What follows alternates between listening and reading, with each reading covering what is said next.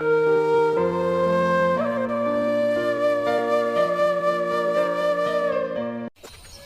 गांव में कल्याणी नाम की एक महिला थी। कल्याणी के पति का नाम विजय था। उनकी एक बेटी भी थी जिसका नाम लिली था। वह प्रतिदिन स्कूल जाता था।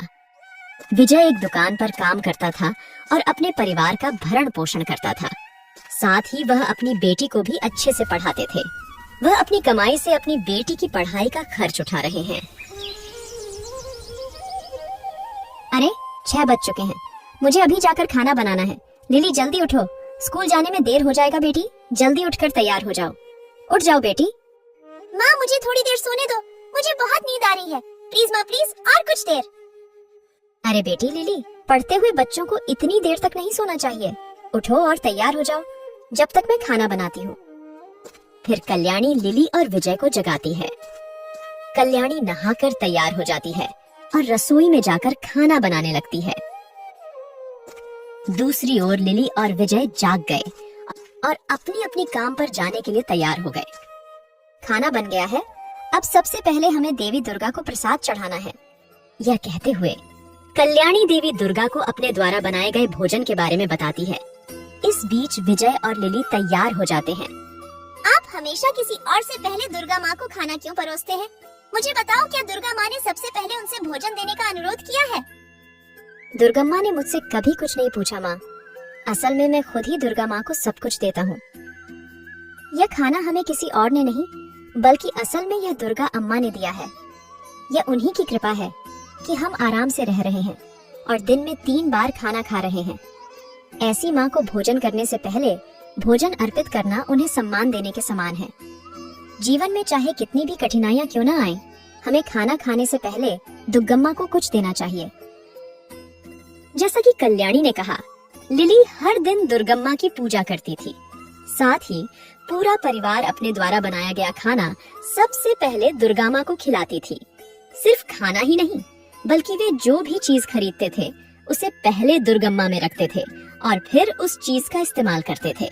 इस प्रकार दुर्गम्मा उनके परिवार की सदस्य बन जाती है। मैं कह रहा था कल्याणी, इस रविवार को मेरी छुट्टी है। चलो हम सब कहीं घूमने चलते हैं और कुछ दिन छुट्टी बिताते हैं। हाँ पापा, मुझे भी बाहर जाते हुए काफी समय हो गया है। मैं भी पास में किसी जगह जाकर खाना खाना और आराम से खेलना चाहती हूँ। चलो माँ, वहाँ बहुत मजा आएगी। देखो माँ लिली, अगर तुम सिर्फ खाना खाने के लिए बाहर जाना चाहती हो तो मैं तुम्हें नहीं ले जाऊंगा। मैं पहले ही बता चुकी हूँ कि तुम्हें बाहर का कोई भी खाना छूने की इजाजत नहीं है। खाना मैं खुद बनाऊंगी, क्या पता कोई बाहर वाला कुछ जोड़ दे। इसीलिए कल्याणी का परिवार सोचता है कि रविवार को उन्हें अपने पास के झरने पर जाना चाहिए। कल्याणी रविवार की सुबह जल्दी उठ गई, उठती है और अपने परिवार के लिए खाना बनाती है। दूसरी ओर विजय और लिली उठते हैं और अच्छे से मेकअप करते हैं। अभया का पूरा परिवार झरने के लिए निकल जाता है। वाओ मम्मी पापा, ये झरना तो बहुत ही अच्छी है। इसका नजारा तो बहुत ही सुंदर है। हाँ, मैंने भी झरना पहली बार देखा है। यह मेरी मन को बहुत सुकून दे रही है। मैं भी बहुत खुश हूँ। तो लिली और कल्याणी कुछ देर तक उस झरने के पानी में खेलते हैं। क्या कल्याणी सुनते हो? बहुत भूख लगी है। चलो किसी पेड़ के नीचे बैठ जाते हैं और लाया हुआ खाना खाते हैं। तो पूरा परिवार एक पेड़ के नीचे बैठकर खाना खाने की तैयारी करता है। इसी बीच लिली ये कहती है, घर में आप हर दिन खाना पकाने के बाद माँ दुर्गा माँ को खाना देती थी। आज यहाँ आकर दुर्गा माँ को खाना नहीं दे सकते, मुझे दिल से बहुत बुरा लग रही है। मैं खाना नहीं खाऊंगी। नहीं लिली, बात सुनो तो। अरे मैंने सुबह उठकर खाना बनाया और माँ दुर्गा को खाना देकर आई। तो लिली, कल्याणी और विजया पेड़ के नीचे बैठकर खाना खाते हैं। मेरे पास अभी बहुत खाना बच गया है, मेरा पेट भर गया है। मैं जाकर हाथ धो लेती हूँ। लिली एक तरफ जाती है और अपने हाथ धोती है। इस बीच एक लॉरी नियंत्रण से बाहर हो जाती है और एक पेड़ के नीचे बैठी कल्याणी और विजय को टक्कर मार देती है। कल्याणी और विजय की मौके पर ही मौत हो गई। उस दृश्य को देखकर लिली अचानक चौंक जाती है। लिली कम उम्र में ही अपने माता पिता से अलग हो गई थी। लिली जाकर अपने घर में अकेली बैठती है और रोती है। कल्याणी का एक बड़ा भाई था, वह बहुत मूर्ख है और क्रोध। उसका नाम रमेश है। रमेश लिली के पास आता है जो अकेली है। मामा, मेरे मम्मी पापा हमें छोड़कर भगवान के पास चला गया। मैं अकेली हो गई हूँ। रो मत। देखो बेटी, इंसानों का मरना स्वाभाविक है। भांजी, मैं तुम्हें अपने घर ले चलूंगा। अकेले रहना तुम्हारे लिए अच्छा नहीं है। रमेश लिली को अपने घर ले जाता है। रमेश की पत्नी का नाम सुलोचना है। रमेश की तरह सुलोचना भी बहुत मूर्ख है। मैं इस लड़की को तुम्हारे लिए ही लाया हूँ। मेरी बहन किसी तरह मर गई। इस बच्चे की देखभाल करने वाला कोई नहीं है। तुम इस बच्चे को अपने काम के लिए इस्तेमाल करो। घर के काम में लगा दो। तुम्हारा काम बहुत आसान हो जाएगा। मुझे कहने की जरूरत नहीं है। मैं अपने सभी कामों के लिए इस लड़की का उपयोग करूंगी। मैं उसे मारूं या गालियां दूं, मुझे बोलने वाला कोई नहीं है। सुलोचना घर का सारा काम लिली से कराती थी। मैं क्लास 4 में पढ़ रही हूँ और कुछ ही दिनों में मेरी परीक्षाएं शुरू होने वाली हैं। मुझे पाठशाला जानी है मम्मी माँ, नहीं तो मैं फेल हो जाऊंगी और कभी पर नहीं पाऊंगी। मैं तुम्हें यहाँ पढ़ने के लिए नहीं बल्कि घर पर काम करवाने के लिए लाई हूँ। तुम्हें स्कूल जाने की इजाजत नहीं है।